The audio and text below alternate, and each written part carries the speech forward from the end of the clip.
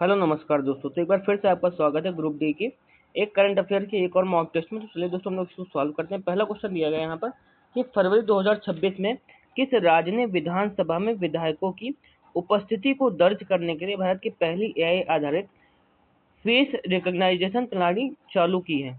तो इसका right answer है आंध्र प्रदेश ने।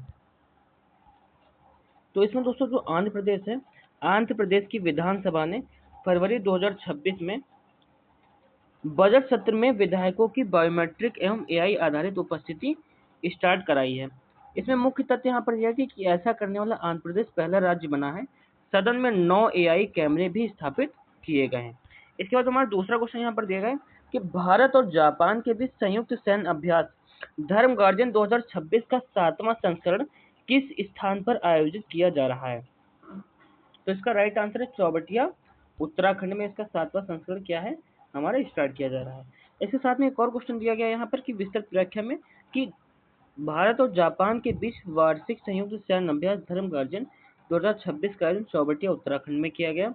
इसका उद्देश्य क्या था? दोनों देशों की सेनाओं के बीच अर्ध शहरी एवं पर्वतीय क्षेत्रों में संचालन क्षमता और रक्षा सहयोग को बढ़ावा देना इसका मुख्य उद्देश्य था।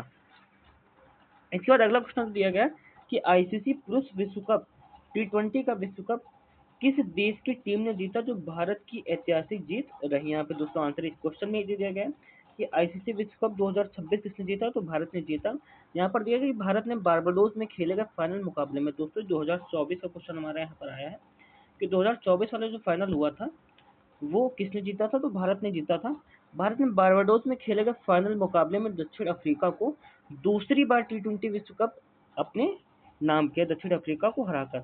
उस समय हमारे कप्तान जो थे रोहित शर्मा थे और यह ट्रॉफी भारत ने जीत ली।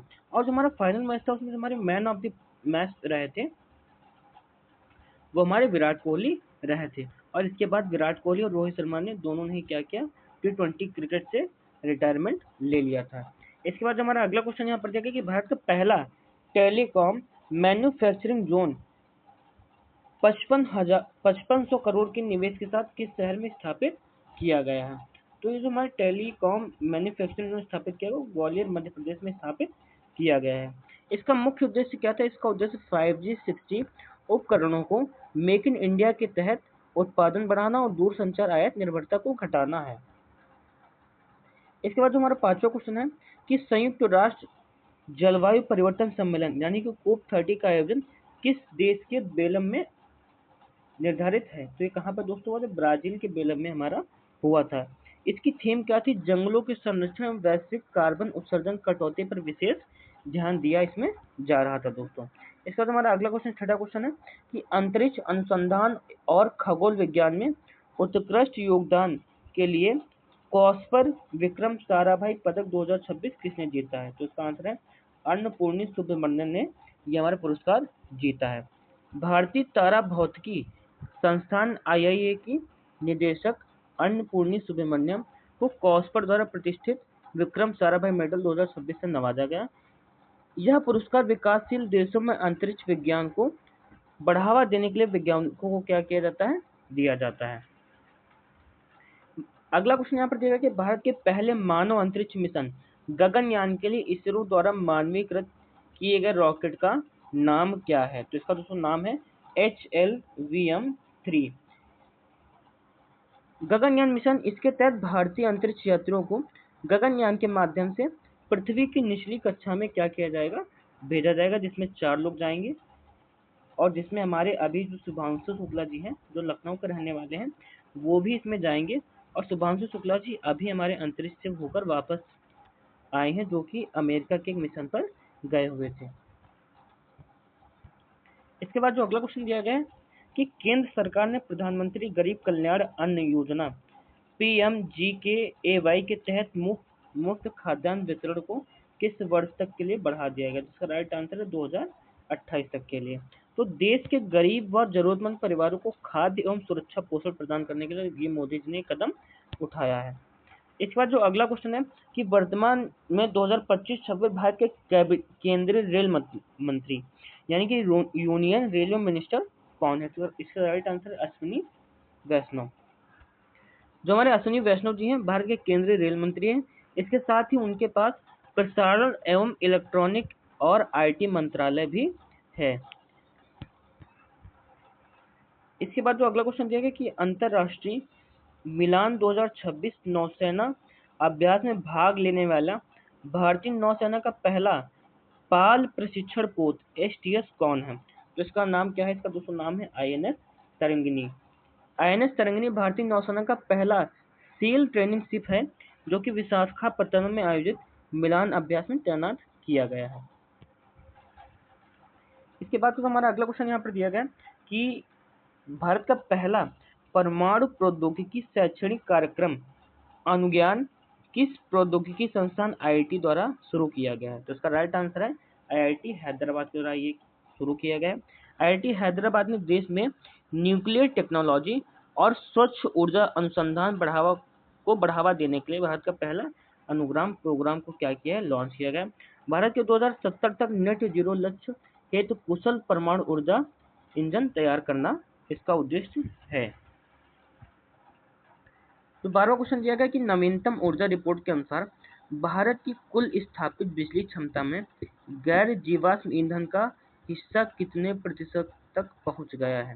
तो इसका आंसर है 54.18% तक। भारत की जो सौर पवन व जल विद्युत क्षमता में तेजी से वृद्धि हुई है, जिससे जीवाश्म स्रोतों की हिस्सेदारी 54.18% हो गई है। भारत ने 2030 तक 50% स्वच्छ ऊर्जा क्षमता को पेरिस जल समझौता लक्ष्य समय से पूर्व हासिल कर लिया है। इसके बाद का जो 13वां क्वेश्चन है कि हाल ही में नई जैव विविधता प्रजातियों की खोज के कारण चर्चा में रही कूले आर्द्रभूमि किस राज्य में स्थित है? तो इसका राइट आंसर है केरल में दोस्तों भूमि स्थित है। कूले आर्द्रभूमि केरल की सबसे बड़ी अंतर्राष्ट्रीय महत्व की रामसर आर्द्रता की साइट है। हाल ही में यहाँ बोनेटिडो की प्रजातियां पाई गई हैं।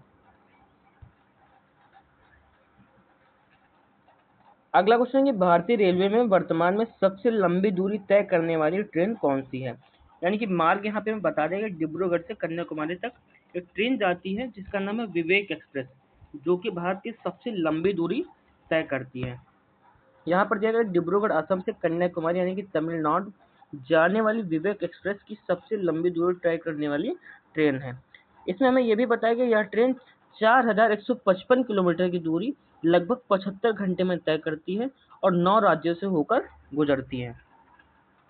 इसके बाद अगला क्वेश्चन कि भारतीय सिनेमा का सर्वोच्च सम्मान दादा साहब फाल्के पुरस्कार हाल ही में किस दिग्गज अभिनेता को प्रदान किया गया? तो इसका राइट आंसर है मिथुन चक्रवर्ती को इनाम ये अभी दिया गया है। इसके बारे में हमें और चीजें भी बताएंगे कि पुरस्कार में एक स्वर्ण कमल, 10 लाख रुपए नगद और शॉल भी इसमें प्रदान की जाती है। इसका जो हमारा 16 क्वेश्चन आज का दिया गया है कि देश के युवाओं को नशे से दूर रखने हेतु केंद्र सरकार द्वारा 100 सप्ताह का कौन सा राष्ट्रव्यापी अभियान चालू किया गया है? तो इसका आंसर है नशा युक्त भारत अभियान। प्रधानमंत्री द्वारा काशी घोषणा पत्र के तहत 100 रविवारों के कार्यक्रम के साथ नशा मुक्त भारतीय अभियान का विस्तृत चरण शुरू किया गया है। वर्ष 2047 तक इसका उद्देश्य है कि विकसित भारत के निर्माण के लिए देश के युवाओं को सशक्त और स्वस्थ बनाने का मुख्य उद्देश्य है।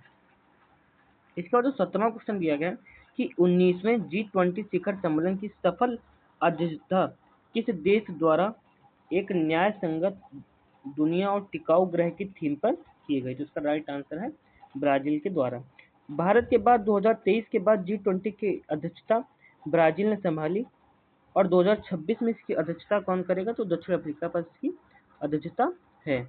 इसके बाद जो अगला क्वेश्चन है कि भारतीय रेलवे ने किस वर्ष तक खुद को दुनिया का पहला शुद्ध कार्बन उत्सर्जक बनाने का लक्ष्य रखा है? तो इसका राइट आंसर हो जाएगा 2030 तक।